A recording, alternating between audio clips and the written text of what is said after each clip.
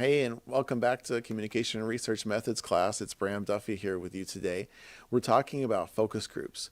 And a lot of times we think about focus groups as strictly marketing tools. But what I found focus groups to be are really dynamic research tools. And in communication research, we look for as much dynamic, as much depth, as much description as we can get out of figuring something out. And so, you've heard that more heads are better than one. Well, imagine if you have a group of people that you put in a room together that share a similar interest, and you ask them questions about a similar topic. And so, one person's mind jogs a memory, and another person reminds them of something else, and another person, their mind blows by what someone says, and these things get vocalized, and people are able to fully get their thoughts out about topics. And when we do an interview, it's so often that an interview is not very dynamic because we get a question, we get an answer, a question, answer. But the deep thinking can really happen this way. And I want to mention that Sarah Longwell is one of the big people in this area. She does a focus group podcast where she talks about all of the different focus groups that she does, mostly political oriented, to be able to understand what's happening with the election process. I myself have done marketing when the hospital I was working for as a marketing intern. We were going to be opening a new obstetrics unit where they were going to add on to the hospital a whole new wing for babies to be delivered there. And I was the person that did the marketing research to put together a focus group to learn more about what mothers in the area wanted. And I conducted the entire thing. And the other thing that this brings to mind is the work that I've done with communication research about conflict situations. So I was in a study once before where I was conducting to learn more about the dynamics that happen between folks that were in conflict. And so to be able to jog memories about these situations, folks would tell stories in groups. And so one story or one situation would remind someone else of another story. And so this focus group effect can be really powerful and really helpful. I will say the most difficult thing with focus groups can really be the fact that on transcripts, you want to track who said what comment. And if you have a lot of people talking, it can be difficult. But focus groups are conducted with moderators who guide the discussion about the topic. And focus groups gather several individuals to try to collect different points of view and ideas as they interact with one another. So focus groups are mostly used by these scholars who do interpretive or critical communication scholarship, but it can also be beneficial for social science kinds of things. And over the years, focus groups have been especially popular in mass communication and especially advertising. So when we think about conducting a focus group, it's going to involve looking to find a functional spot that can be convenient and work well, because we want everyone to be really comfortable.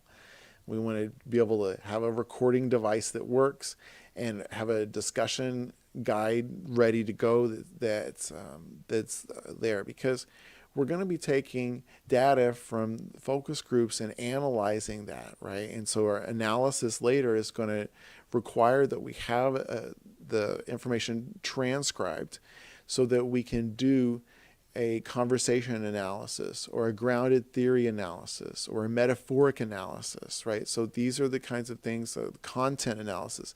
These are the kinds of things that all require us to have a transcript. In addition, maybe we're just pulling quotes. We need to have the full transcript just so that we can have the data. We need the data. So some of the pros and cons about focus groups. Focus groups have the potential to gather several participants together. And because of that, it's cool because you can gather a lot of data at once. And it's cheaper that way than spending time doing individual interviews. So by bringing together more people who have similar experiences, focus groups can also help participants feel more at ease to talk to each other about whatever the sensitive issue might be. And the interaction between the participants is the best asset that you have to the study of the communication phenomenon that you're looking at, especially when you're trying to get participants to brainstorm about the issue that's at stake. Like in my case, I was having paramedics talk about the conflicts that they had had with bystanders that were there on their emergency calls. So you can imagine that when I got a group of them together, it was more helpful for them to remind each other about these kinds of situations. And participants really should be carefully recruited. You're looking for 6, maybe 8 similar individuals per group. The groups can range from 5 to 10, but the environment should be comfortable and conducive to an open discussion.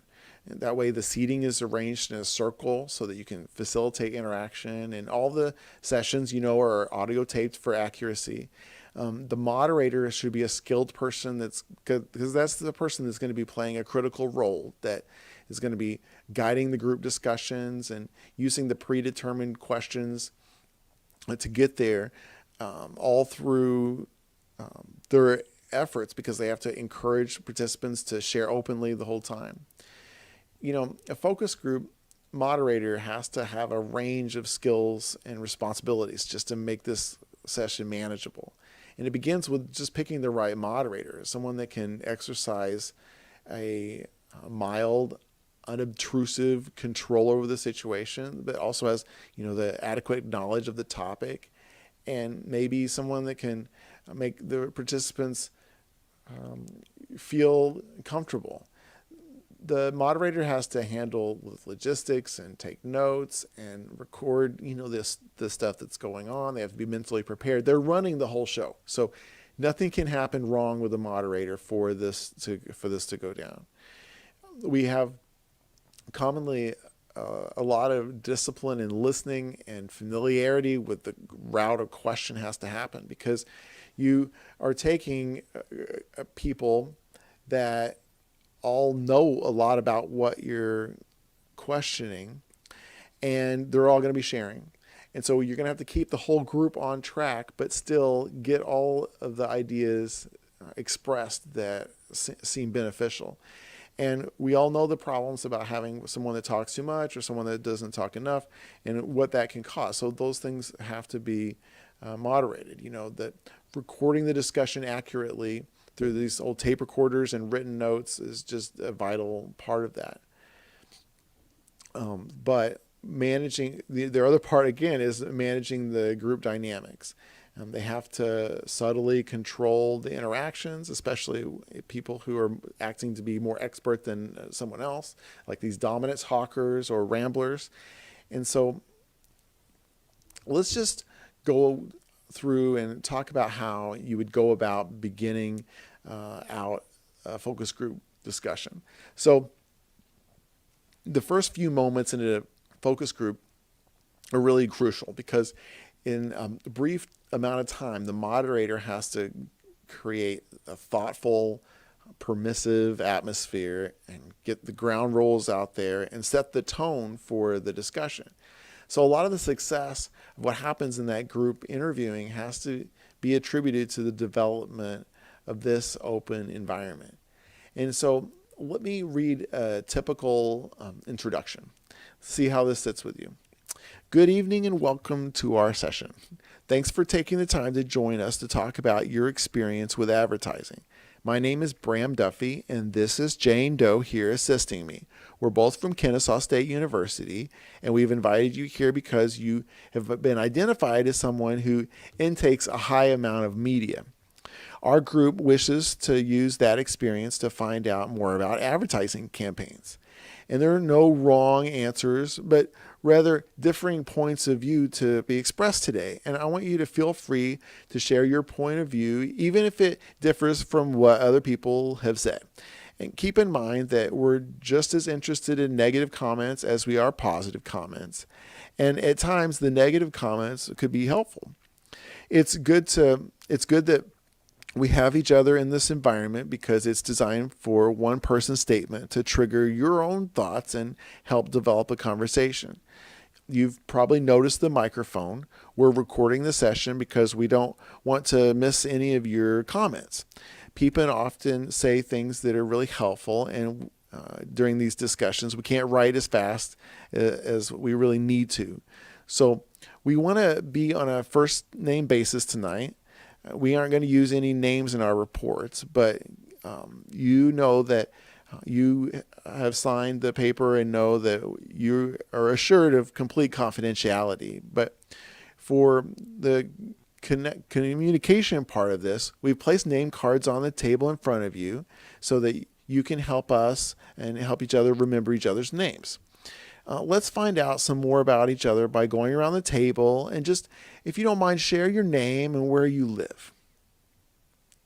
Okay, so that's an example of maybe how a focus group would start. And now, after that, would be the time to start asking questions. When asking questions in a focus group, it's important to get detailed answers that provide the information we're trying to get to, right? So we start out by using open-ended questions that encourage people to share more, like asking, what do they think about a particular program, or how do they feel about a particular event, or what do they think about a particular product? We're going to avoid questions that could be answered with just yes or no, right? Because they don't provide as much insight. Instead, we want to know why. So tell us more about something. Use words like think back. Think back questions can help participants remember past experiences, and that's awesome, rather than just keeping to a specific conversation that's way on track always. So if unexpected questions do come up, then just handle them carefully and save them for the end if there's something that might distract from the main discussion.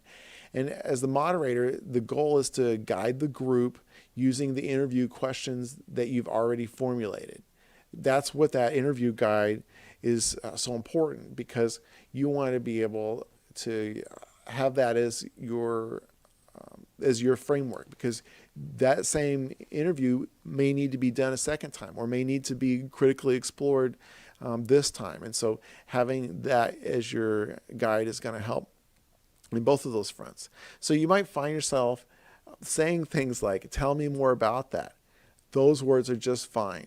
If a participant answers or someone else answers in the room, tell me more about that is good as a key phrase to be able to dig in deeper as we get into the need to find developmental questions. So this was my talk on focus groups. Conducting a focus group is a big task, and I want to ask you to remember that there's some key practices here. We have to have thoughtful participant selection, a welcoming, comfortable environment, and we want to have that environment set the stage for comfortable conversations. We also can't underestimate or underexpress just how really important that moderator is when they have the full reins when it comes to guiding the discussions and providing effective questioning techniques that can draw out rich and detailed responses. So that comes down to very much the moderator. And I thank you for exploring this topic with me about focus groups and how they work and how you might explore your own way to conduct one.